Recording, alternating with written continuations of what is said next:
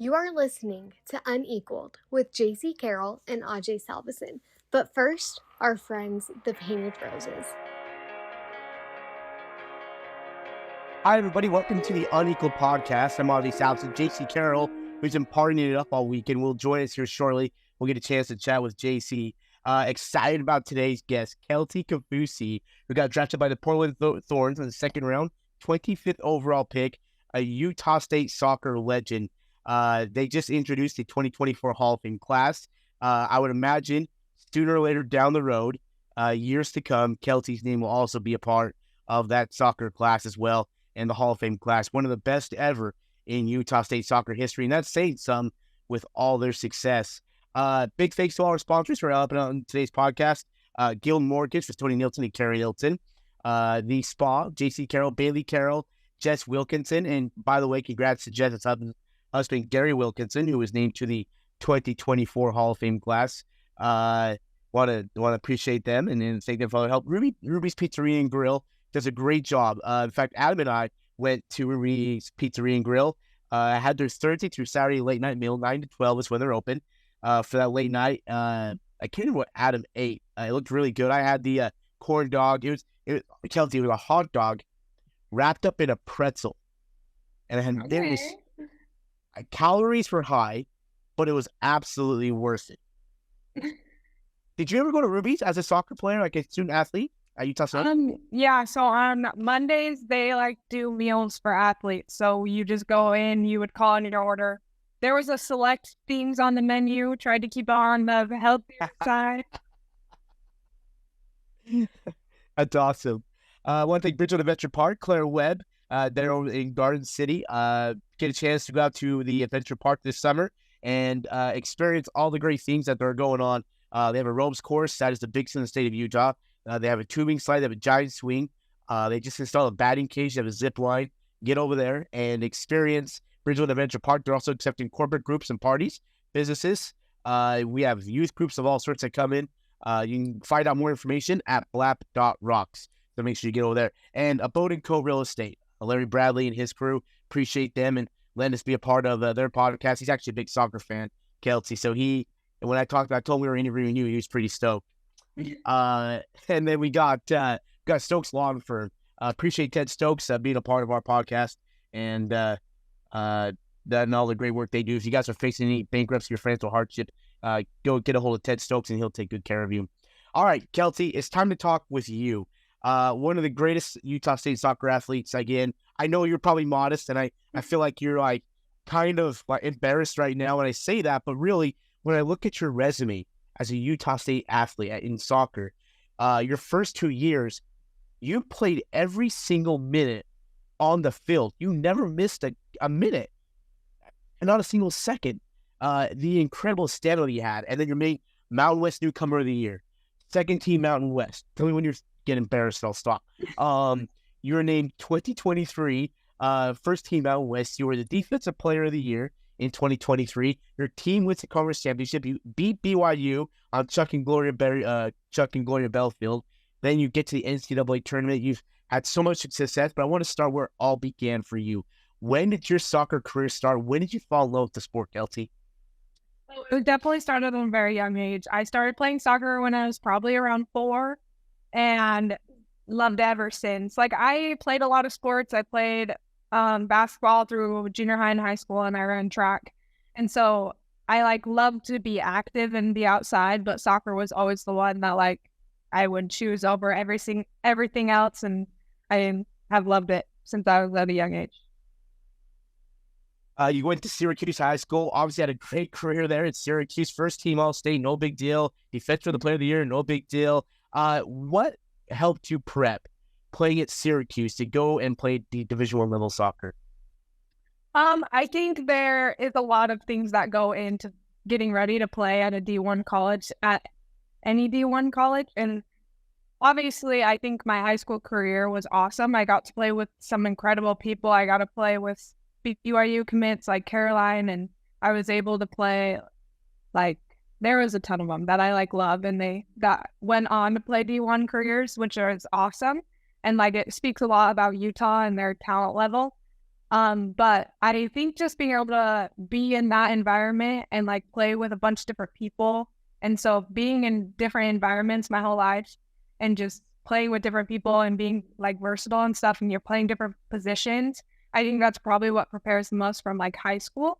And it's just also fun to be part of something that's like bigger than soccer. Like you're part of a team, you're wearing your school on your chest. Like it's like it's the start of like what you get to feel when you get to a D1 college. What was it like who you recruited? Who recruited you to Utah State? Was it Manny? It was actually Heather. She was still the coach. So it was Heather and Trevor that I talked to. What brought you to Utah State? Like, what attracted you to go to Logan? Because you're Syracuse, like BYU, Utah. I mean, there's always, other schools in Utah County, but what attracted you to Utah State? So there was a lot of like factors into it. I had actually verbally committed to play for Northern Arizona University my end of my junior year.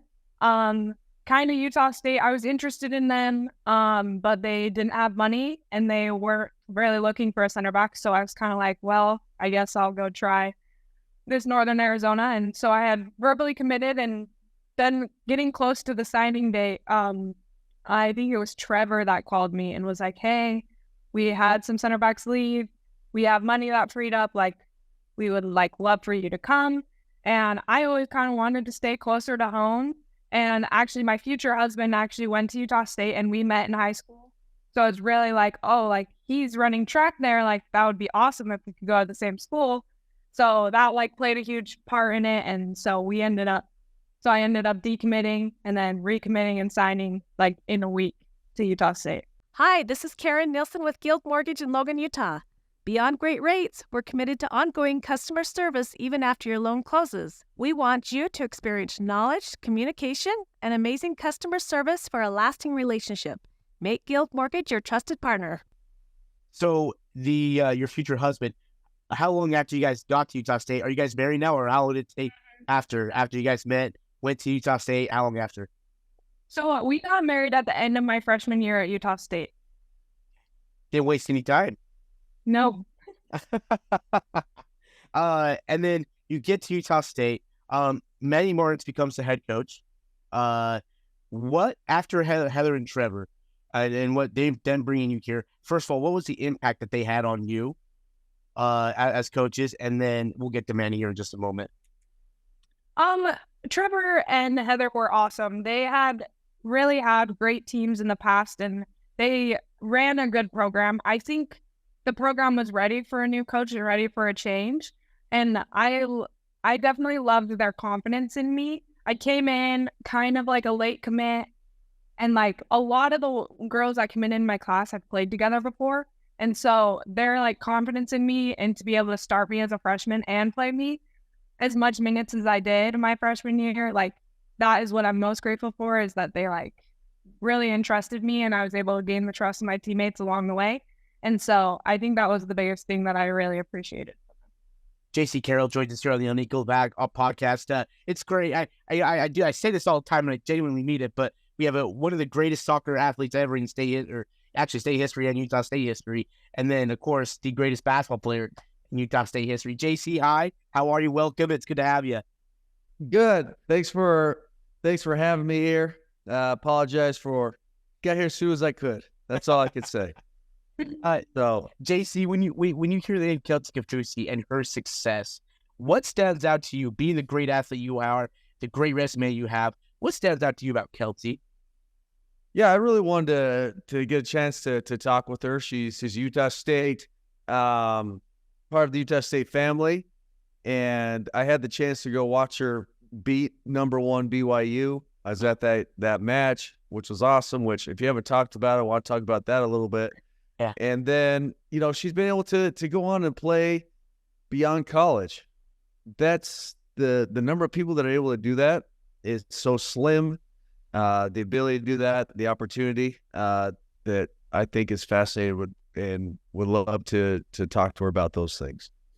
So, Kelsey, you get to Utah State, when we just talked about Heather and Trevor, Manny Martins comes into play, and the guy immediately, whatever he touches, just turns to gold. It's incredible. Your guys' success with Manny. What impact, when you first met Manny, what stood out to you about him and the impact he had on you? Honestly, Manny was incredible. So I was actually part of the process of when they were getting interviewed. Like I was able to give him a tour of the campus and just ask him questions. And out of the candidates that they had like gotten to that point, I think it was the top 3 candidates, and he was the most prepared. And he has shown that the entire time he's been there. He is very organized, very thorough, and he had like personal plans already made up for some of the players. Like in the interview process, he had watched a ton of games. So like the way he was so prepared and so committed to our team before even having the job was what stood out to me the most when he came in to interview. And he also holds a very high standard of us as players. And he like came in, hit the ground running, was ready to go, ready to work with what he had. And I feel like a lot of coaches could come in and be like, oh, I didn't recruit any of them. Like, we'll wait until I get my players here that I've recruited and that I want here. But he just came in. He was like, you guys have a championship team right here, and we're gonna get there. So just his high quality and his high like expectations of us, and he also believes in us more than any coach I've ever seen. He had so much faith in us from day one, and so like those were the biggest things that I noticed when he came in.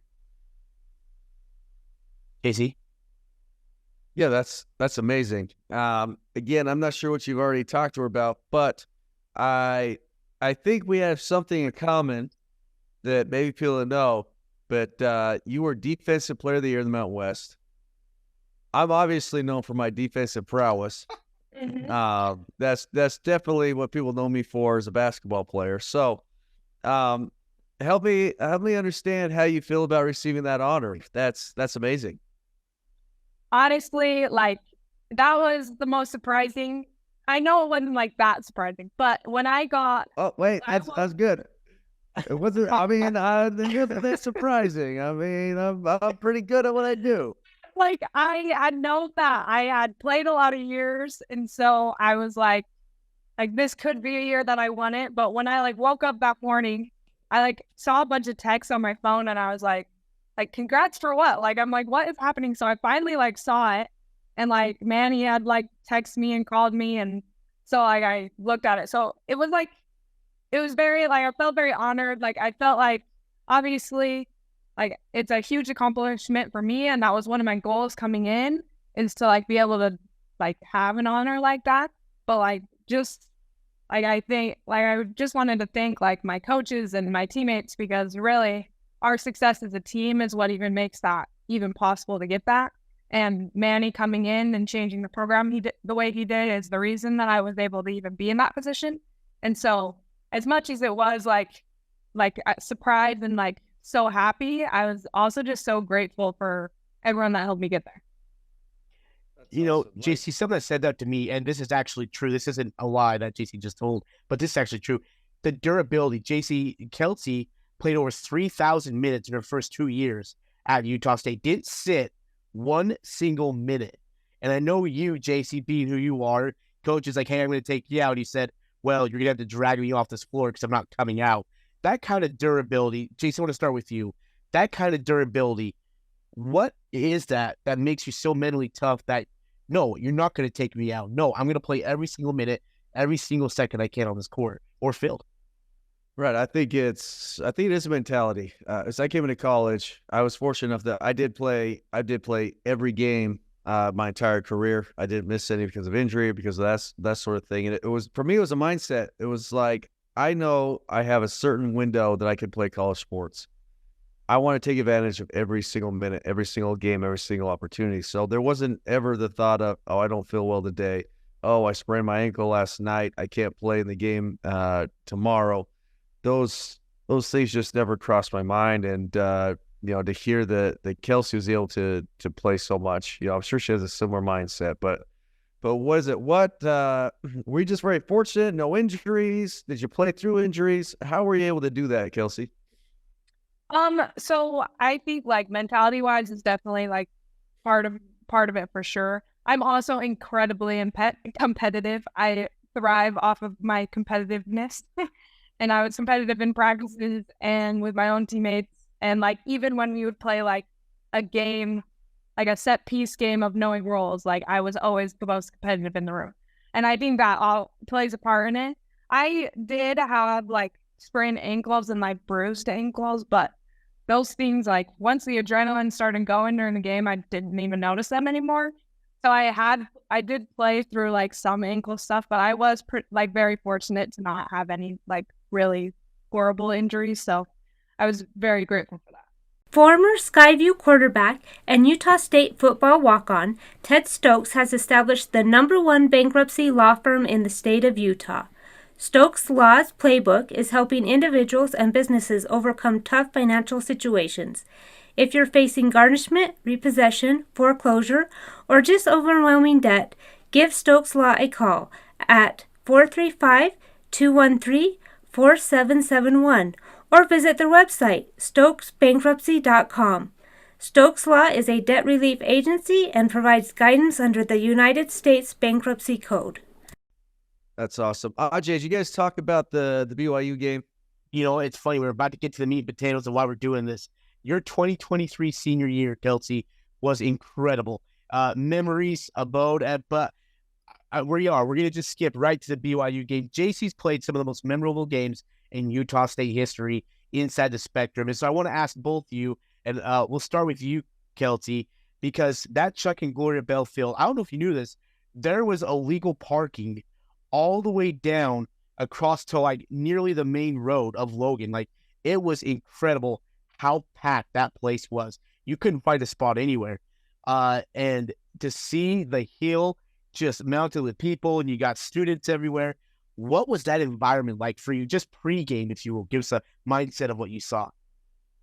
It was incredible. Like even when, I'm pretty sure when we came for like walkthrough, which is like hours before the game, people were setting up stuff to like come sit. Like my family was there, a couple other families were there just so they could claim their spots because they knew how many people were going to be there.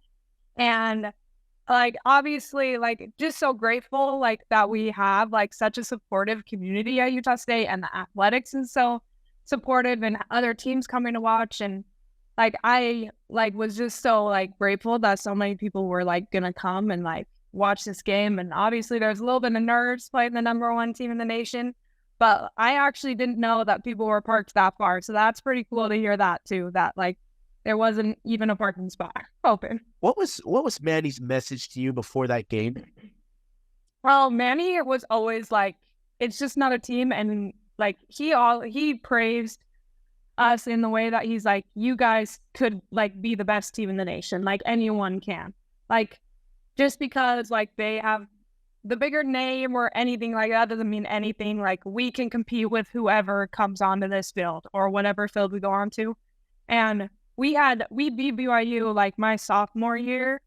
And so we all came in with that same mentality that we can compete with any player, any team that comes onto our field. So, and it was also like protect the bell and like protect our home. So like it was very, very much like just very like supportive and cheering us on. JC, you've been through environments like that inside the Spectrum. You've been in environments like that on the road, packed houses where people will literally come on the road because they don't like JC Carroll, one of the best players in Utah State. They don't want JC Carroll to succeed. But you also go inside the Spectrum and it's a packed house. And that was a night in, night out thing for you, JC. Did it become almost zoned out for you where you thought nothing of it and you just went just another game? Or was there nerves with that? In college, I kind of joked that I was a little oblivious to some of those things. I didn't really understand the true consequences of winning or losing a couple of games that we played that were really big games. And I just kind of was able to play through that. But as I started playing professionally, yeah, sometimes the magnitude of the game, like I felt the pressure. I felt the stress. And it just had to overcome it. I mean, my first EuroLeague we won, or I played in, I played terrible. I played really poorly. I was nervous. I was anxious. I played not to mess up, and I didn't have a good game. Now, fast forward to the 2015 EuroLeague, I had played with confidence, and I had an amazing game to win that. So there's definitely nerves is a part of everything, but it's how you overcome them. Hey, Kelsey, specifically that BYU game.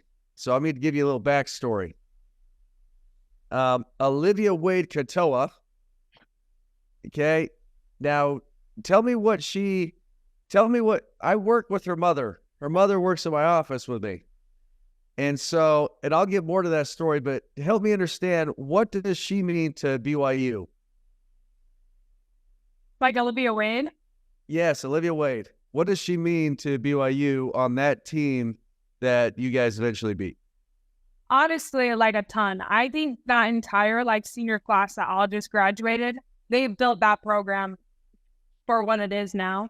And they also like brought crowds, they brought excitement into the game. They were an attacking force. And that was all led like through like Olivia and her, like the people that graduated with her. And that like attacking force, that doesn't just come from the coaches as much as they help. Like that's their mentality and like how awesome they are. And so like that whole senior class means a ton to that BYU community. All right, good. So with that said, I hear every week I get an update on how BYU soccer is, how they're doing, what's going to happen, and we go, hey, they're playing at Utah State. Why don't we all go up and watch? So our entire office goes up. We have tickets to go to the game, and I've got my Aggie shirt on. And on the way up, Olivia's mom texts me. She goes, "Hey, I just can't wait for us to go beat Utah State." And I write back to her. I go, "Hey, I'm excited to rush the field when we upset you guys and we win." And as we're sitting there, I'll say you guys score a goal. I just kind of start looking at her. I'm like, "Hey, we're going to rush the field. Hey, we're going to rush the field." Game gets over. Fans rush the field. It was amazing. You guys did a great job. And then they all came to my house for a barbecue. And it was not the celebration that she had hoped it would be. So so when you guys won and the fans came on the field, how does that feel? That was one of the first times that I've ever been a part of that. Like, it was so cool. And just to like obviously to beat BYU is such an incredible feeling. They were number one in the nation. They had a lot of eyes on them at that point. So like to be a school that was proving that anyone can compete with something like that is awesome. And it was like such an incredible feeling. And then to be able to see like all these students and the herd and everyone run on the field, and we were all like jumping and screaming, and it was so, like just such an incredible feeling of gratitude, and like to be able to play the game and like to be able to be in this environment and like to like thrive in it is awesome. That's amazing. Couple other questions I have. Just who is your favorite soccer player all time? All time. That's all hard. Time.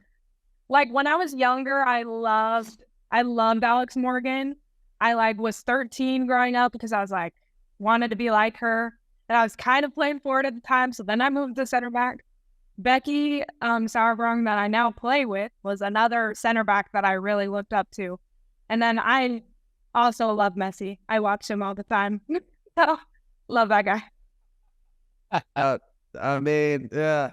You had one of two choices, and you picked the wrong one when it came to the male athlete.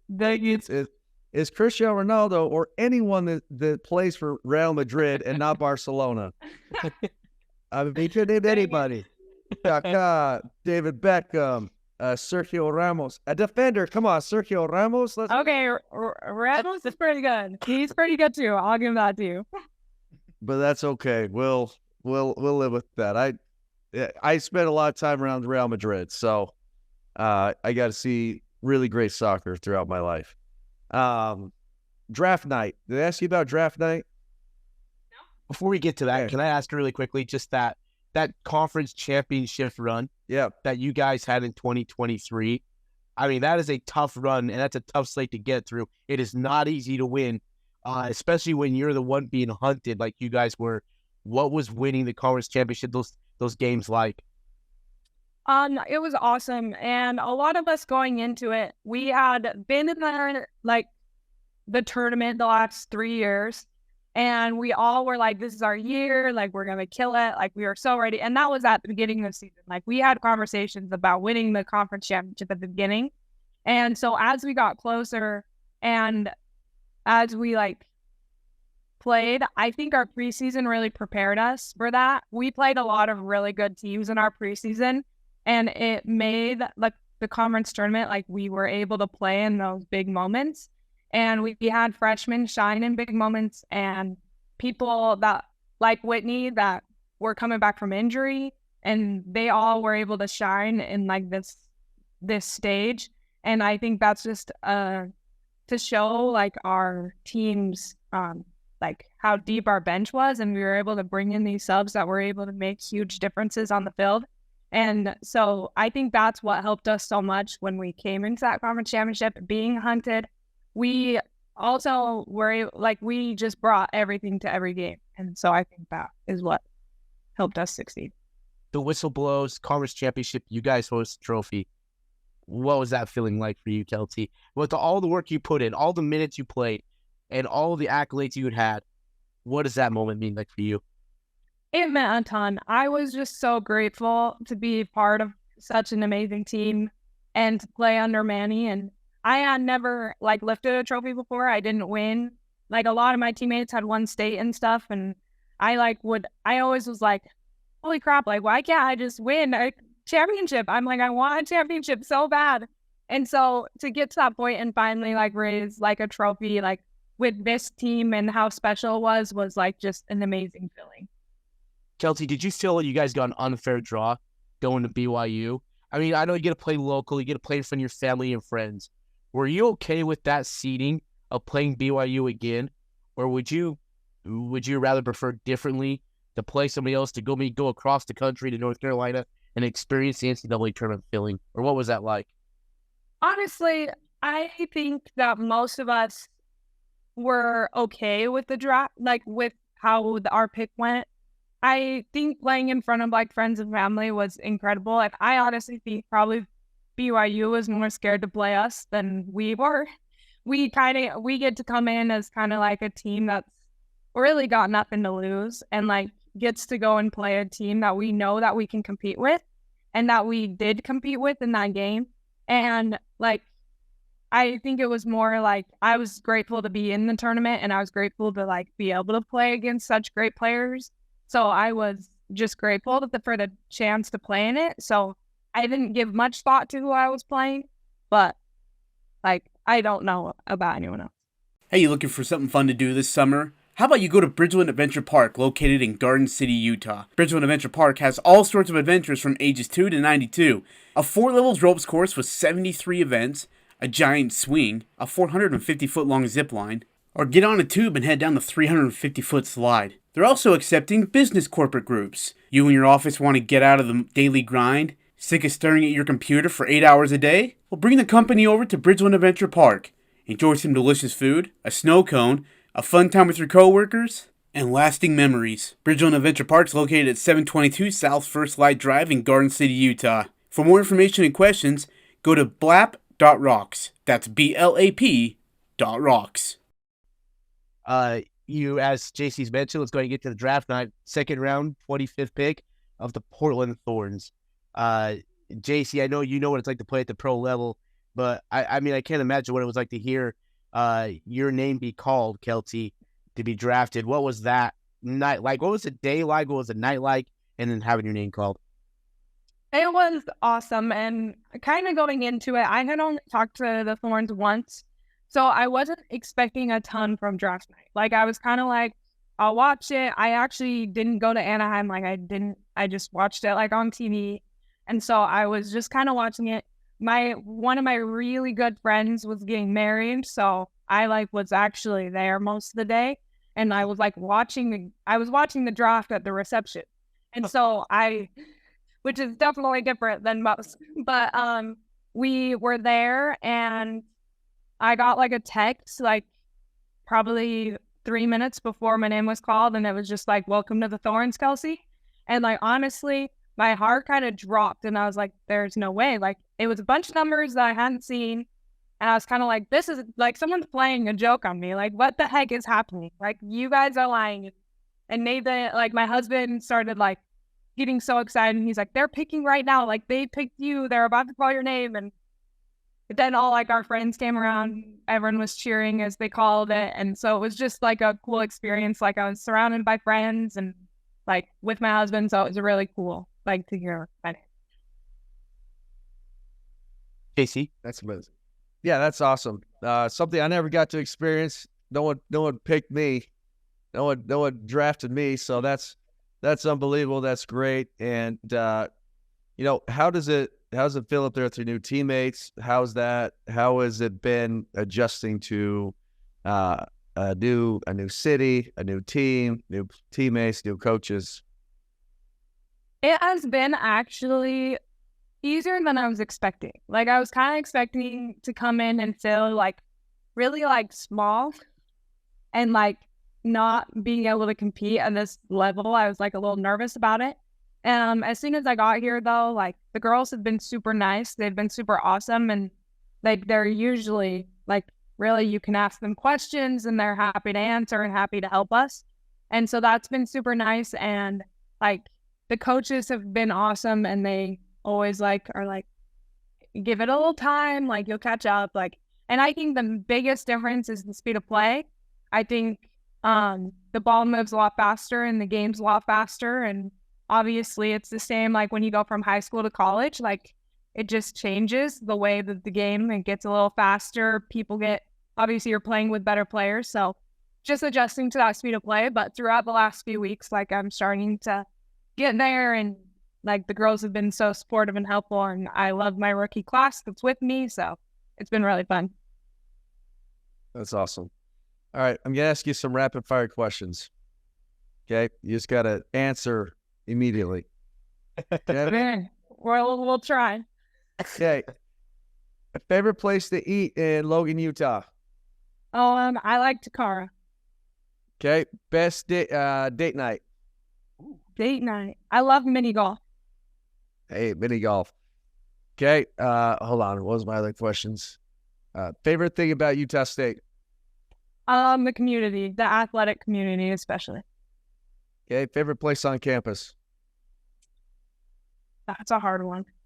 Probably the field. I love the field. Good answer. Good being in practice. Favorite teammate? Oh, Addie. I don't know. There's too many. Addie, Kylie, and the whole back line. I love them all. What are you most looking forward to? To be able to see like how being able to compete at this level. I'm just excited to see how well I compete and how well I do. When is the first game in Utah? June. Oh no. June. I gotta write this down. 29th, maybe. It's something. End of June. Right, end of June. So we gotta find that Ajay. Maybe we can get an in-person interview. That would be awesome. June. That'd be great. JC, you weren't drafted, but JC, you're considered one of the greatest pro players overseas in Europe, in Spain. You were considered a legend over there with all your achievements. What's your advice to Kelsey as she gets ready to start her pro career? Act like you belong. I think you've already kind of figured it out. You thought you would feel small or something. No, you're good enough. You're talented enough. You've worked hard enough. Go shine. Go do what you do best. Don't get lost. Don't lose your own identity by trying to fit into what the team you might think you have to be of the team. If you're a star, go be a star. When I got to Madrid, I had to kind of almost fist fight 2 or 3 teammates to convince them what my role was. Like, I'm here to make baskets. That's why they signed me here. It's not because I was the greatest defender. It's because I put the basketball in the basket. And after 2 or 3 heated conversations and enough practices, enough games of me proving that, they accepted it. And those guys are my best friends today. So, thank you. Yeah, congratulations on all your success. Yeah, it's really it's expected, and again, I expect to hear your name in the Hall of Fame class years down the road after you are a legend over there in Portland playing professional soccer. Congratulations to you. Wish you all the best, and please stay in touch, and we'll be staying close to your career. Okay, thank you so much. Thanks for having me. You bet. That's still the Unequaled podcast. JC, thank you. It's been great talking with you. Hey, by the way, JC, really quickly, how was the last 3 nights being a part with Stu Memorial Night? How was that, briefly? Yeah, it was awesome. It's this kind of experiences that Kelsey's going to get to live. Like I'm an old timer now. We're all old and done playing, but we had probably 60 players come back from Coach Memorial era.